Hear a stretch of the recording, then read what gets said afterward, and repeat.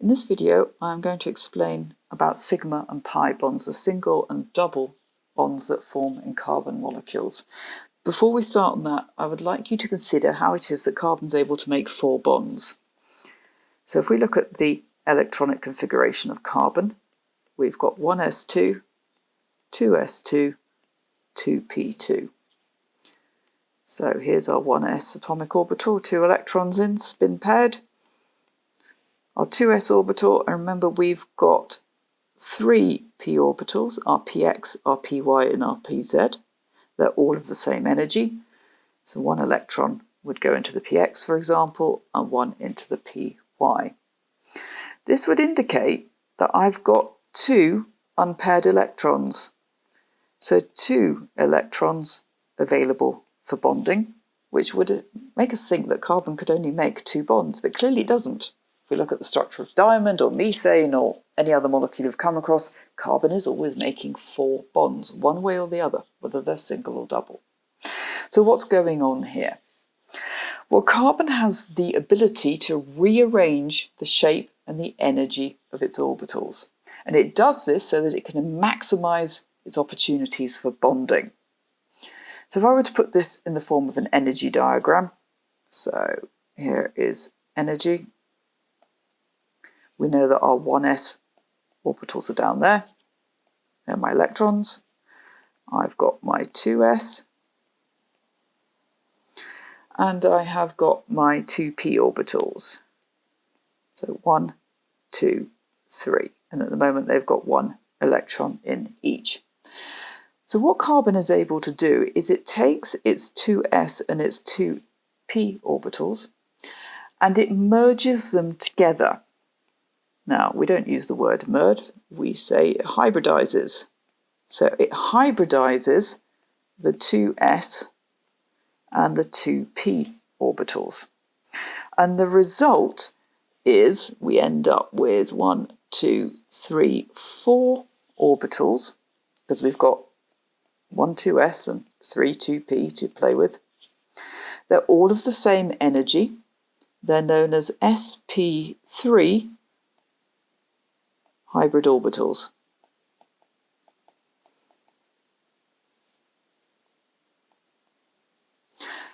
And they are, I've tried to show this in my diagram, they are pretty much in between in terms of energy, that of our 2s and our 2p. And then each electron from the 2s and the 2p, so those 4 electrons, gets 1 sp3 hybrid orbital to itself. I now have 4 unpaired electrons, 4 electrons available to bonding. And it's these sp3 hybrid orbitals that overlap with the atomic orbitals of other atoms to form covalent bonds. We can see that in this diagram here.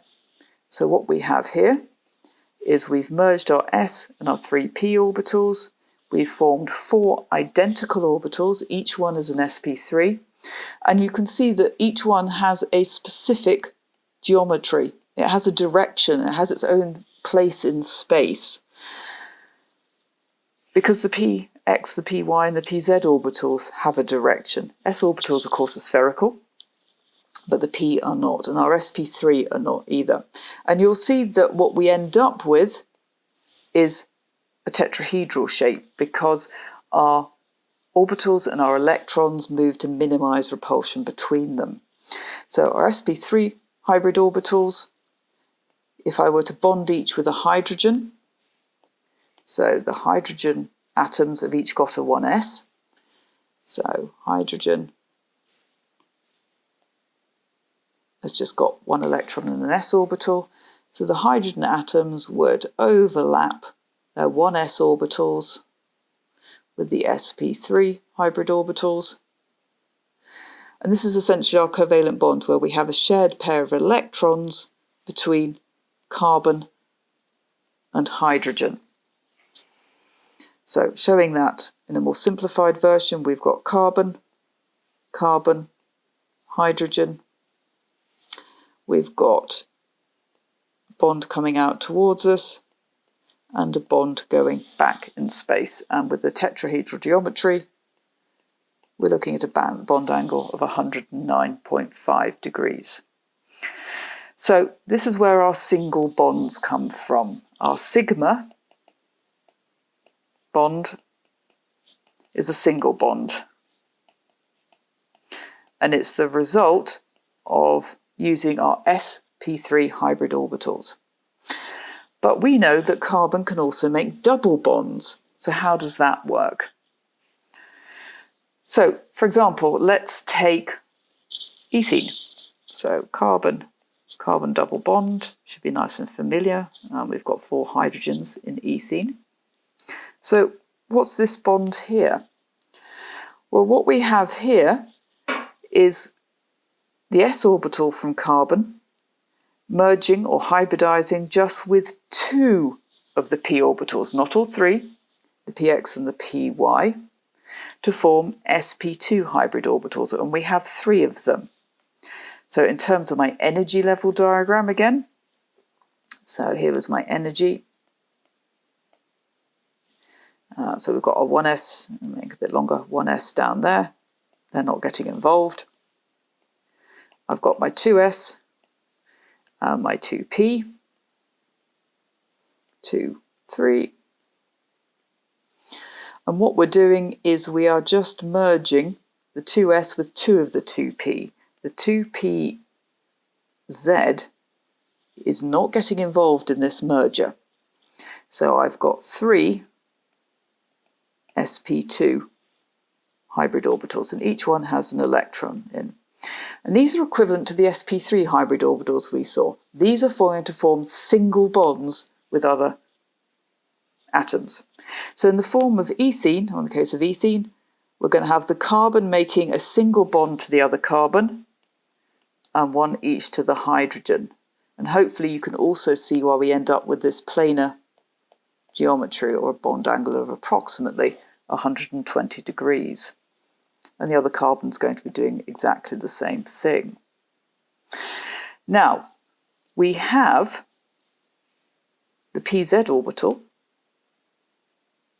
which has not been used. So in the 2pz orbital, and remember that our orbitals have got direction, what we find, if I could just scroll down here, is the non-hybridized orbital, so that was our pz. Our 2pz orbital with its electron is still here. Here it is. And each carbon atom has got a 2pz orbital, which it hasn't been used in the merger, in the hybrid orbital. And they've got an electron in. And they merge, they merge to form this area of electron density above and below the carbon-carbon skeleton. And that is what a pi bond is. So a pi bond is the merging of 2 p orbitals above and below the plane of our carbon-hydrogen framework.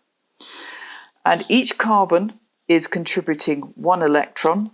And those electrons could be either below or above the plane. They're not fixed in space. So a double bond is essentially, if we were to look at it, so these are my sigma bonds, and the shorthand for sigma is that little Greek letter there. In this case, they're the result of sp2 hybridisation, or merging, so sp2 hybrid orbitals. And then we have the second part of the double bond is our pi bond. It's the Greek symbol for pi, which I'm sure that you are familiar with. Now, this makes double bonds really useful in chemistry because these electrons, the electrons that I've got in my pi bond, are not actually holding my molecule together, which means they can be used for reactions. So I can use these electrons, for example, to go out and attack, let's attack HBr. So I've got a delta positive hydrogen there. And those electrons can be used to go out and make a new bond to a different atom, which is essentially what happens when molecules react. So the key here is that in a double bond between two carbon atoms is made up of a sigma bond and a pi bond. And the pi bond is not needed to keep the molecule together. If I break a sigma bond, then my molecule is broken. If I break a pi bond, then we're okay.